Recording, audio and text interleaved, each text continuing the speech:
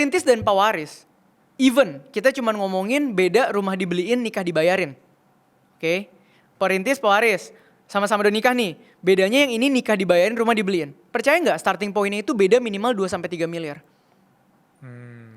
Beda dong. Benar. Perintis harus beli mobil dulu, menikah beli rumah. Pewaris katakanlah mobil pakai punya orang tua, nikah dibayarin, angpau buat dia, plus dibeliin rumah. Starting point-nya aja udah beda 2-3 miliar. Itu udah gak bisa diadu. Yeah. Jadi lu tanya gue 100 juta pertama, satu sisi very happy. It's satu different. sisi gue tetap nyelekit. Kenapa? Anjir ini bukan apa-apa. Karena yang harus gue kejar jauh banget. Yang harus gue kejar tuh bapak lu yang beliin lu rumah, mobil, nikah. Yes. Yang gue kejar bukan lu, yang gue kejar tuh bapak lu yang udah kerja 30 tahun. Jadi di satu sisi happy, di satu sisi ngerasa enggak ini belum apa-apa. Gila ini semut. Padahal di antara teman-teman gue waktu itu, gue udah yang kayak paling pol tuh. Semester 8 pegang 100 juta tuh di era gue kayak anjir nih orang keren banget. Yes. Jadi ada 2 hal yang kayak gitu tuh. Ada studi ya aku catat kemarin. Dari UOB Business Outlook 2025, Oke. 76% pemimpin bisnis di Indonesia itu adalah pewaris ya. Pasti. Apakah menurut Bro Trio ya, realistis untuk kita perintis bisa bersaing di pasar atau di angka itu?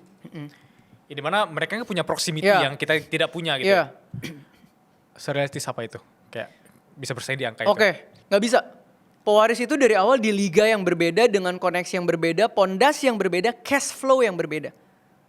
Contoh, bapak lu bangun bisnis misalnya, 30 tahun. Punya cash flow, 10 miliar nganggur di company. Lu lulus kuliah nih, wah mau bawa ilmu dari US. Lu salah strategi aja, itu 10 miliar bisa lu bakar. Sampai lu berhasil. Katakanlah 10 miliar lu bakar, sampai sisa 2 miliar, terus lu berhasil.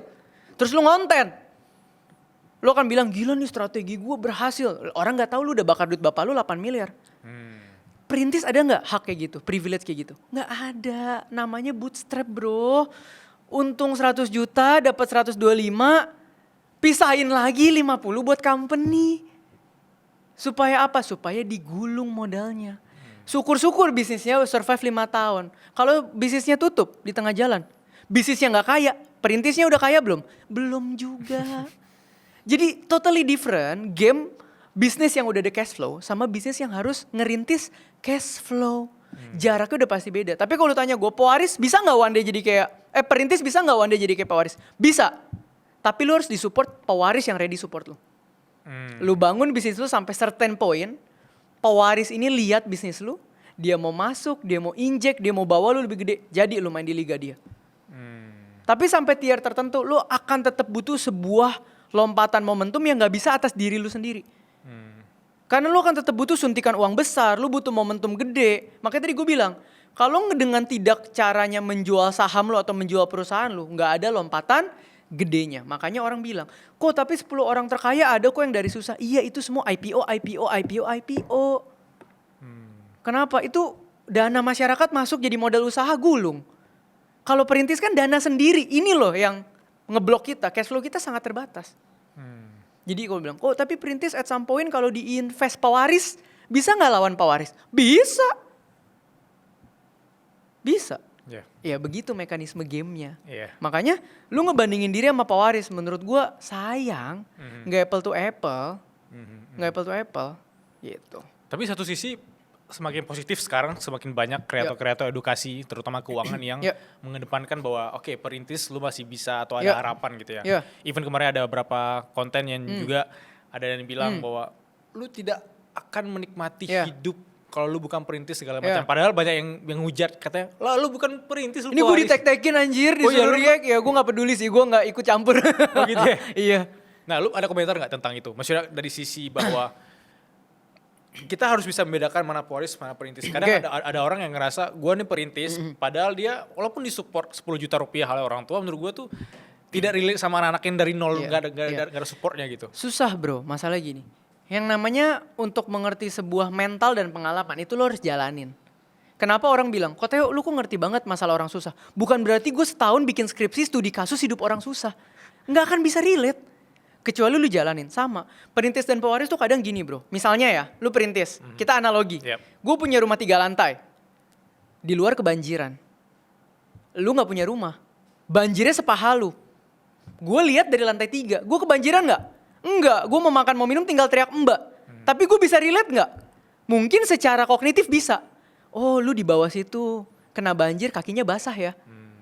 Tapi tahu nggak begitu di dalam banjir itu lu kena kotoran, kena bakteri, atau lu ada kena beling lewat, kaki lu ketancep, atau lu nginjek batu kerikil di bawah tiba-tiba robek. Terus perasaan kedinginan pas lu kebanjiran. Bisa nggak dirasain sama orang yang lihat dari lantai 3? Tidak bisa.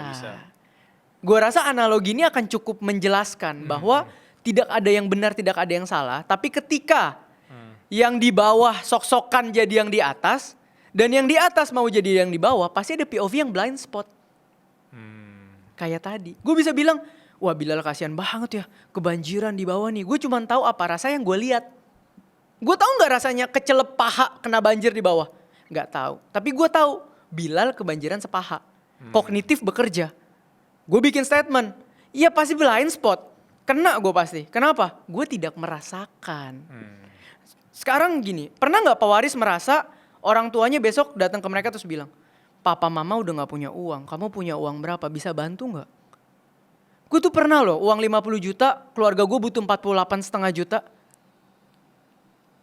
Tahu gak rasanya ketika kita udah berjuang setengah mati ngumpulin uang, pun bisa ditarik loh sama family. Relate gue. Dan lu tahu rasanya ketika itu terjadi, lu mikir, next time gue sukses lagi apa gunanya ya? Karena kesesukses apapun gue kalau ditarik lagi, gue back to zero. Sekarang gue tanya, lu yang punya bokap, anggap gak biayain lu ya. Tapi tidak minta uang dari lu, itu aja udah beda.